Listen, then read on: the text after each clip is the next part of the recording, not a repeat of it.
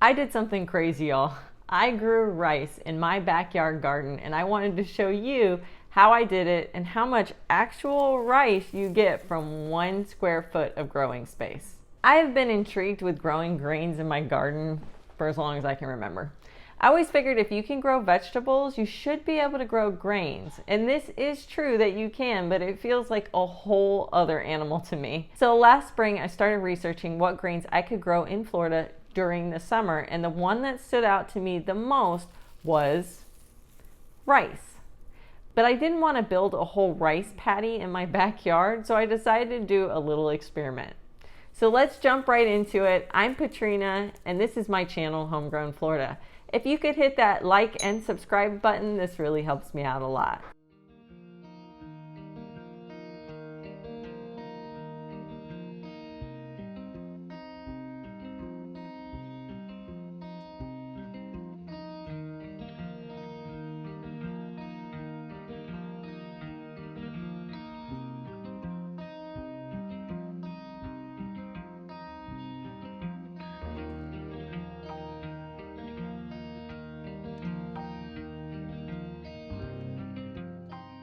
The thing to know about rice is that it likes hot, humid weather for a very long growing season.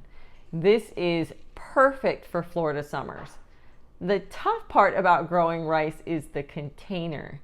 Going against everything I have learned as a gardener, I have found a nice deep pot with zero drainage, which is super imperative to growing rice. Then I filled it completely full with compost. Black cow is my favorite. Since this was one of my little experiments, I counted out 50 grains of rice and planted them in the compost surface zone. And then I covered it up with grass clippings as a mulch. I filled the container with so much water that grass clippings were actually floating. You really need to flood this container. A helpful hint: pick the spot that the container will stay for the entire growing period because it's going to be super heavy and it's going to be difficult to move. Make sure to also pick a spot that gets good rain, not anything that's going to be under an overhang of your house. Of the 50 grains of rice I put down, only 26 germinated, so not the best germination rate. I then just made sure the container stayed wet, not moist, wet, like waterlogged wet. I'm telling you, this whole experiment went against everything I know as a gardener, but it did work. I planted in May, and by the end of September, I had plants with rice on it. I never fertilized since I started with all compost. Once our afternoon rain started, I never had to water either. I didn't have any pests all season long, which was great. This was truly a no-nonsense type of plant to grow. Once the rice grains went from green to gold or brown that you see here, I harvested them by cutting them from the stalks. I then tied them together. From here, you can either hang them upside down to dry in a hot place for a week, or you can do what I did, which was I placed them inside my house in a paper bag for a month.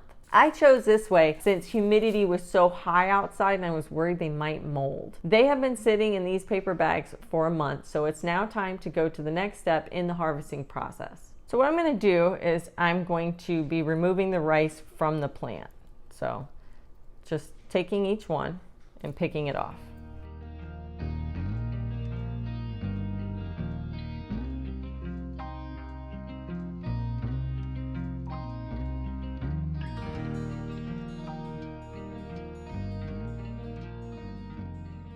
So the process of removing the rice from the stalk is actually quite intensive.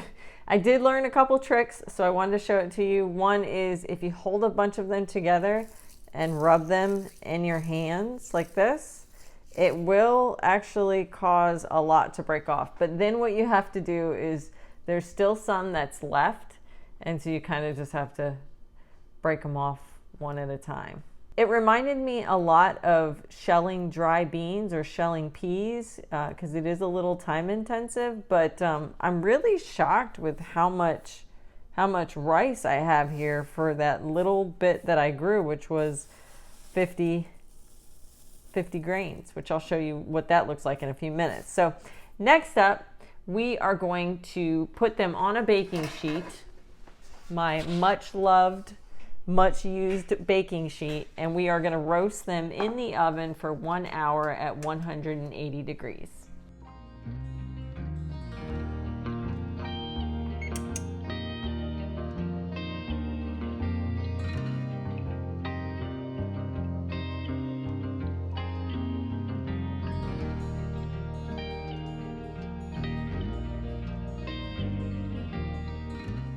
Our last step, which I am utterly terrified to do, is to break the hulls from the rice. Let me tell you why I'm terrified. While the rice was growing, I broke a hull open to see what the rice looked like, and it was so soft. I just can't imagine after seeing that the rice is not going to just completely crumble, and then I've got 4 months of work of growing it going completely down the drain.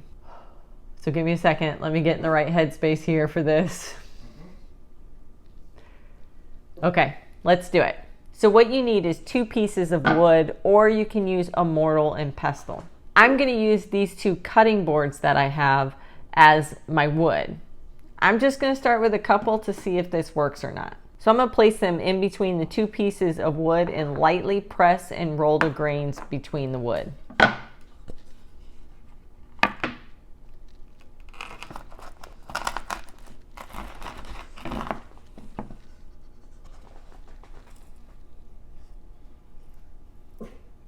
Oh, it's working.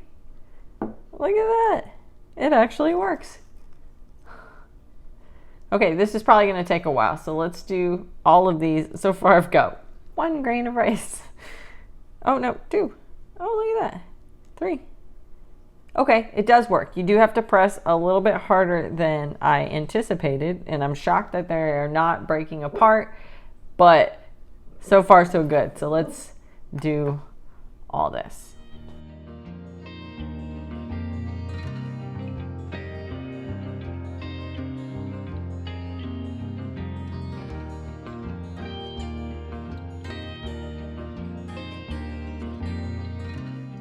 Okay, so from what I can tell is once you crush them quite hard, by the way, against the 2 pieces of board, then you should be able to blow off the hulls because they get very light after they're disattached from the rice, and the rice stays put. So this is going to take me a while.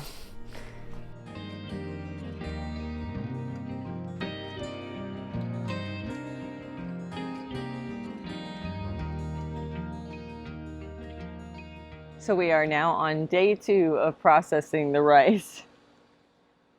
I have about this much left. And it definitely has been a challenge. The thing that I've learned about harvesting the rice and growing the rice is that it was really easy to grow.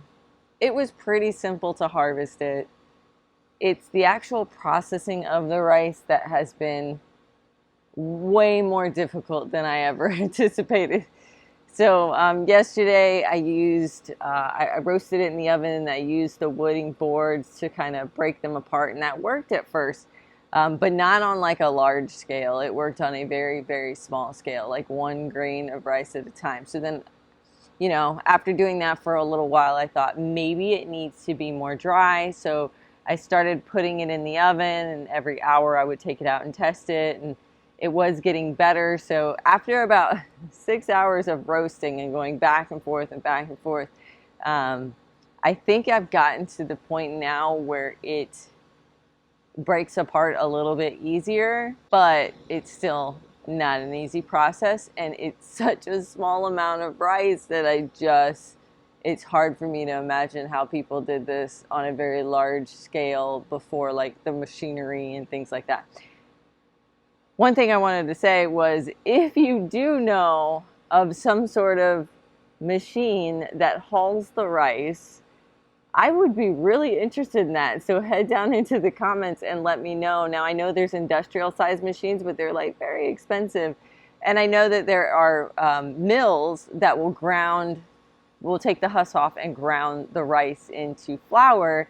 What I'm really looking for is something that will just hull the rice, and I haven't found a lot of options, and trust me, in the 10 hours I was working on this yesterday, I was doing all kinds of research, and the wood and the mortar pestle was the mortar and pestle.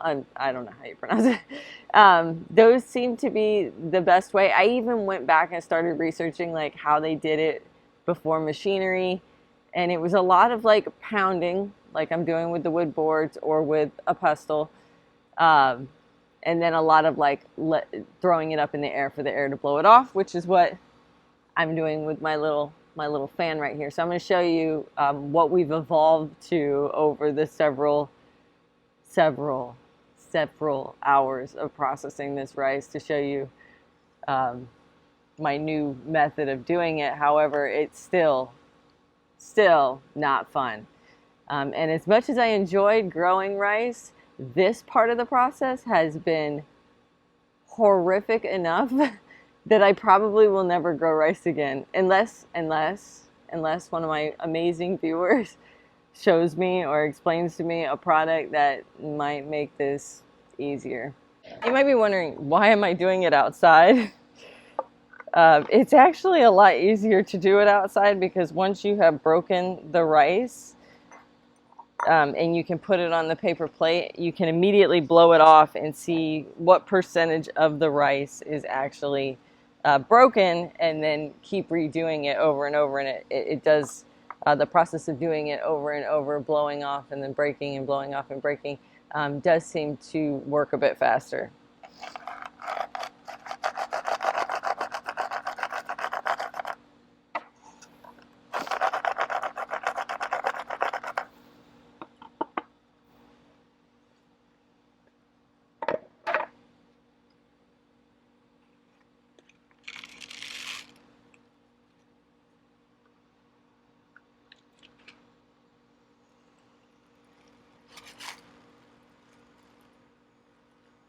So when I get to about this stage, I know that I'm probably not going to be able to break down anymore.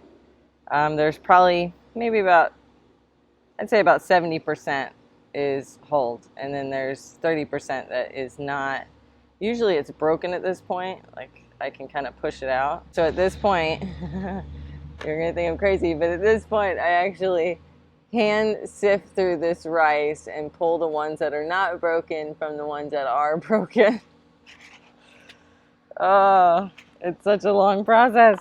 We are back inside, and I wanted to show you guys exactly how much rice you get for the amount we planted. So over here on this side is, I counted out 50 grains of rice. This is exactly what I planted, and only about half of that germinated. This is the finished product. It comes out to about 1/4 cup of rice that I've been able to grow from these 50 grains. And that was in just 1 square foot of garden space. So in order to grow 1 pound of rice, that's the equivalent of about 2.5 cups of rice. And this is only 1/4 cup. So we would need 10 square feet in order to grow enough rice for 1 pound. But according to Google, the average American eats 20 pounds of rice a year, each person. Jason and I don't eat that much rice in a year. My best guess is we eat about 5 to 6 pounds between the two of us. So my family would need 60 square feet of garden growing space to grow enough rice to be self-sufficient. So probably the biggest question here is, would I grow this rice again? No, I do not plan on growing rice ever again. Like I said, unless I find an easier way of processing this, I just can't see the benefit of it. It was so time intensive and laborious to just process 1/4 cup of rice. Now, if you wanted to grow it for the fun of growing it, it was really fun to grow, and it was very cool to be able to grow a grain. I do love the idea of being able to supplement some of our grains that we eat with homegrown grains. So I will plan on using this rice as a flour on top of my sourdough bread. That helps the bread not stick to the Banneton and allows me to be really pretty and creative with the designs on the bread. And also in the store, rice flour is actually pretty expensive. So I feel good that I'll be able to use this rice for that purpose this year. But in the future, I think we're just going to buy our rice from the store.